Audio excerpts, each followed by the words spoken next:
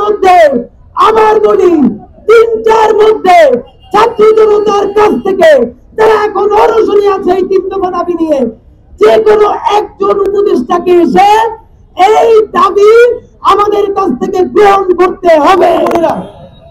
আপনাদেরকে আগেই জানাই, আমরা শাহবাগে মিছিল শুরু 12টায় করলেও আমরা আজকে এখানে যারা অনশনে অংশ নিয়েছি আমরা কিন্তু সবাই সকালে খাবার পরে এরপরে আমরা আর কিছু খাই নাই, এবং আমরা কখন খাবো এইটা ঠিক করবে বাংলাদেশ সরকারে এখন যারা উপদেষ্টা আছেন।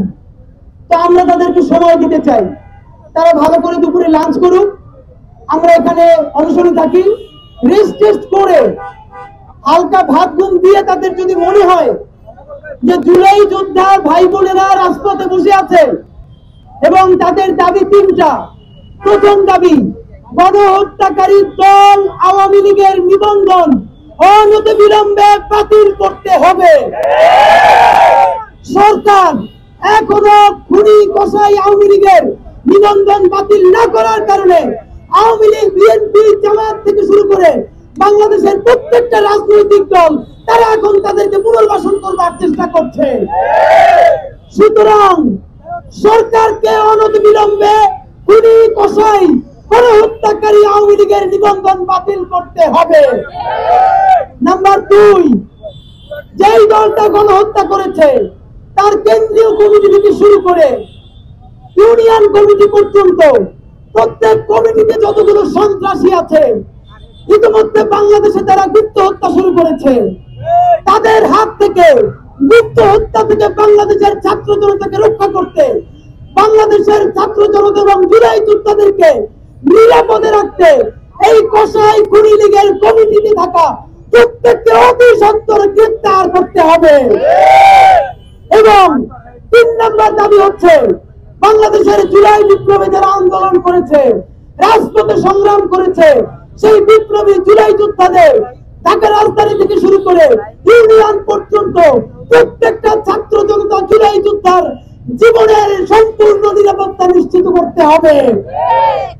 যদি না পারেন আমাদের এই দাবি, আমরা এখন কোন উপদেষ্টাকে বিশ্বাস করি না, কারণ সকল কথা তারা ডক্টর ইউনূস সাহেবের উপর দিয়ে চালিয়ে দেয়।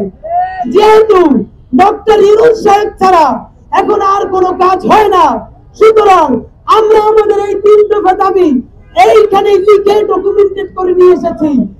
এইটা আমরা প্রধান উপদেষ্টার হাতে পৌঁছে দিতে চাই। যদি আমরা আপনাদেরকে সময় ফ্রেমওয়ার্ক বেঁধে দিচ্ছি, এখন বাজে 2:45, এখন আমাদের উপদেষ্টা মহোদয়রা লাঞ্চ করবেন, লাঞ্চের সময় দিলাম, তারপরে চা কফি খাবেন সেই সময়ও দিলাম। এখান থেকে সচিবালয়, এখান থেকে যমুনা, এখান থেকে মন্ত্রীপাড়া 5 মিনিটের সময়। 3টার মধ্যে আমার বলি 3টার মধ্যে ছাত্র জনতার কাছ থেকে যারা এখন অনশনে আছে এই 3 দফা দাবি নিয়ে যে কোনো একজন উপদেষ্টাকে এসে এই দাবি আমাদের কাছ থেকে গ্রহণ করতে হবে এবং এই দাবি গ্রহণ করে প্রধান উপদেষ্টার কাছে পৌঁছে দিতে হবে।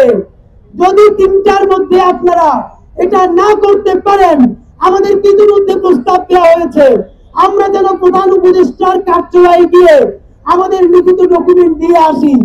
এই প্রস্তাব আমরা মানি না, কারণ উপদেষ্টাদের সময় হয় সিনেমা দেখতে যাওয়ার, উপদেষ্টাদের সময় হয় কনসার্ট দেখতে যাওয়ার, তাহলে উপদেষ্টাদের কেন 5 মিনিট সময় হবে না জুলাই যোদ্ধাদের অনশনে আসবার আমরা জানতে চাই। সুতরাং 3টার মধ্যে কোন একজন উপদেষ্টা এখান থেকে এসে ছাত্র জনতার সাথে কথা বলে আমাদের দাবি প্রধান উপদেষ্টার কাছে পৌঁছে দিতে হবে। অথবা আরেকটা অপশন দিচ্ছি, আপনারা যদি আমাদেরকে, আমাদের মধ্য থেকে একটি টিমকে প্রধান উপদেষ্টার কার্যালয়ে নিয়ে যেতে চান, তাহলে আমরা প্রধান উপদেষ্টার সাথে দেখা করে 2 মিনিটের জন্য হলেও আমরা তার হাতে এই দাবি তুলে দিতে চাই। তার পরিবর্তে অন্য কারোর সাথে প্রধান উপদেষ্টার কার্যালয়ে আমরা দেখা করব না। সুতরাং আর 1 ঘন্টা সময় আছে, আর 1 ঘন্টার মধ্যে 3টার মধ্যে যদি আমরা কোনো রেসপন্স না পাই, আমরা এখনো গাড়ি যাতায়াতের ব্যবস্থা করে দিয়েছি, আমরা এখনো বসে আছি, আমরা সকাল থেকে এখন পর্যন্ত কিছু খাই নাই। আমরা কিন্তু 3-4 পদের রাজপথে শুয়ে পড়বো।